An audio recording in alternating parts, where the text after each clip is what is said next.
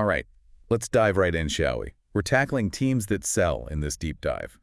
And let me tell you, this book, it's a game changer, especially if you're deep in the B2B world like I know you are. Forget those tired old sales tactics. This is about a fundamental shift.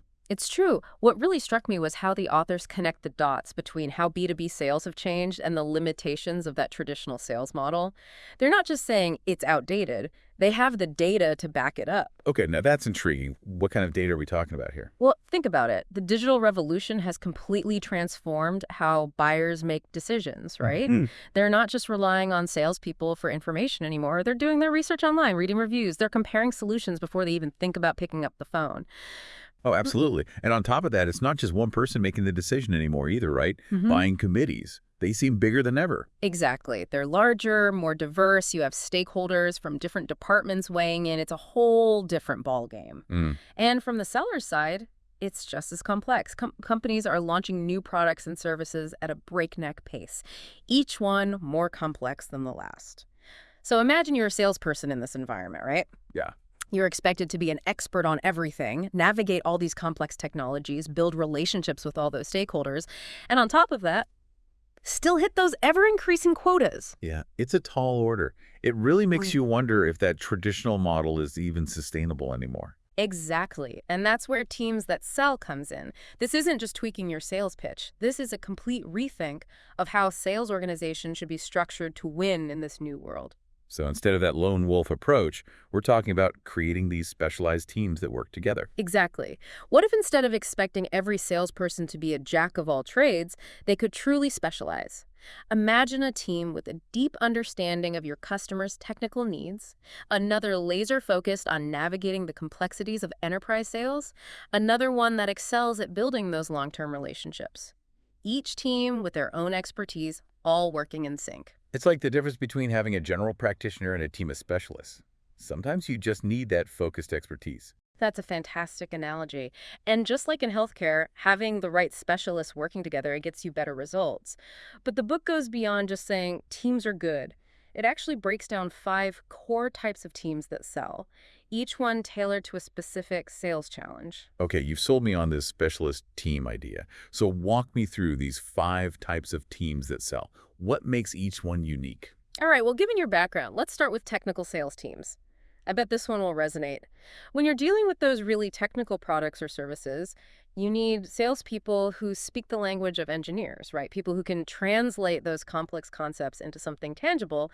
But this is key, they don't have to do it alone. Right, because you don't want to just throw your engineers into the deep end of sales and hope they can swim. Exactly. And the book highlights companies like Novozymes and L-Lab. They're nailing this model, having those technical experts on the front lines.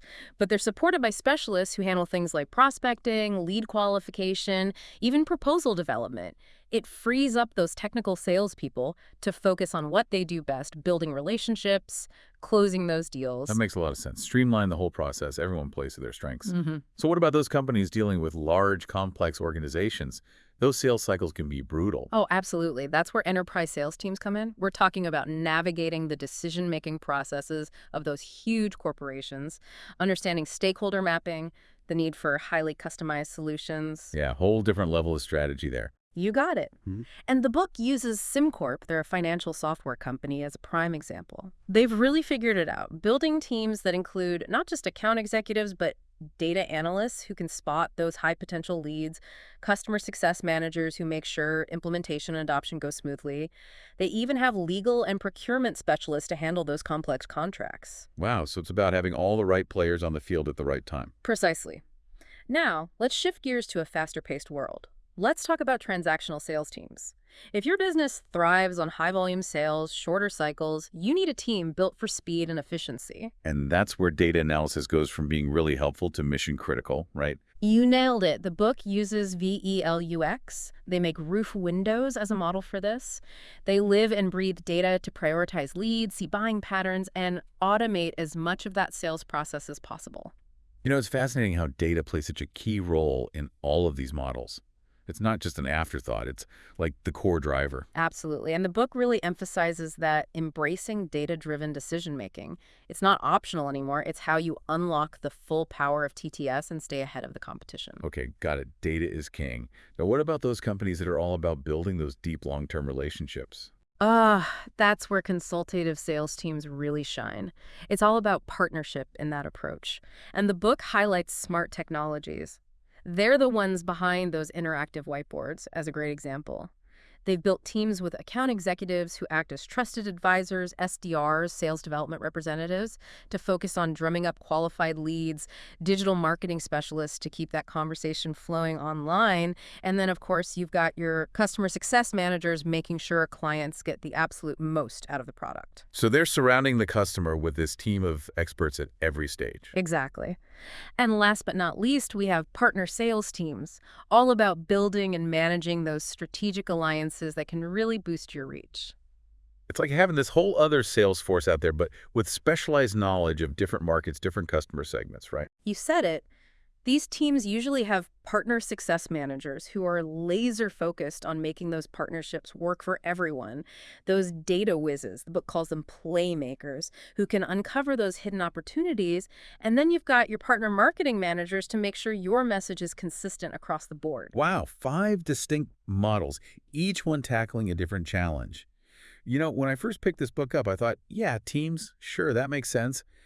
But I never would have guessed there was this much nuance to it. It's amazing, right? And what's really cool is how the book doesn't stop at just describing these models. It gives you a framework for building them from the ground up, making sure those teams are set up to knock it out of the park. Okay, so how do you actually build one of these dream teams? Where do you even begin? Well, the book lays out what it calls the 8 building blocks of successful teams that sell. These are the essentials, the must-haves. It's like a recipe. You miss one ingredient, and the whole thing is off. So what's the most important ingredient in this recipe for success? First things first, you have got to have crystal clear goals. What exactly is this team responsible for achieving? How will you measure their success? You're setting them up for success from day one. Exactly. And speaking of setting them up for success, the next building block is all about the people. But it's not as simple as just finding specialists with the right resumes.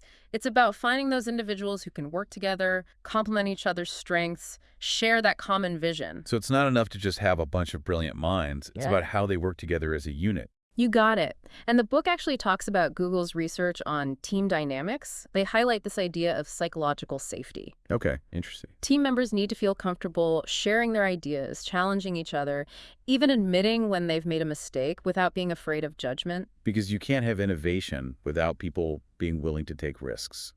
And no one takes risks if they're afraid to speak up. Exactly. That environment of trust is essential for true collaboration. But even having the right people with clear goals isn't enough. You need strong processes in place. So this is like the playbook for the team guiding their actions. Precisely. It's about establishing those clear, repeatable steps for everything. From generating leads to closing those deals, even onboarding new customers. Got it. So you're saying it's not a set it and forget it kind of thing. Not at all. Yeah. Building a high-performing TTS team, it's a journey. It's ongoing, constantly evolving. That's why the book stresses ongoing management as a crucial building block. It's not enough to just assemble the team and hope for the best. Nope.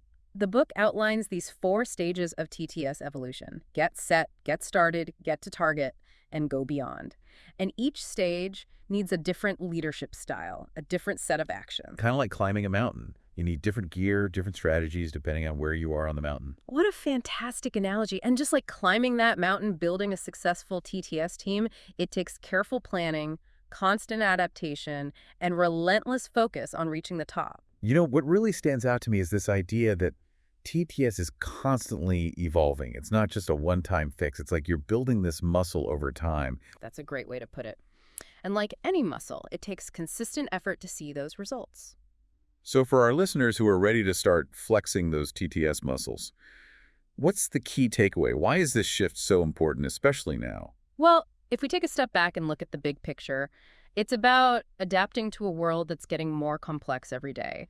That old way of doing things, relying solely on individual salespeople, it just doesn't cut it anymore in the world of B2B sales. It's like, I don't know, trying to run a marathon in flip-flops. Yeah. You might eventually cross that finish line, but it's going to be a lot tougher than it needs to be. And TDS is like strapping on those high-performance running shoes. Exactly.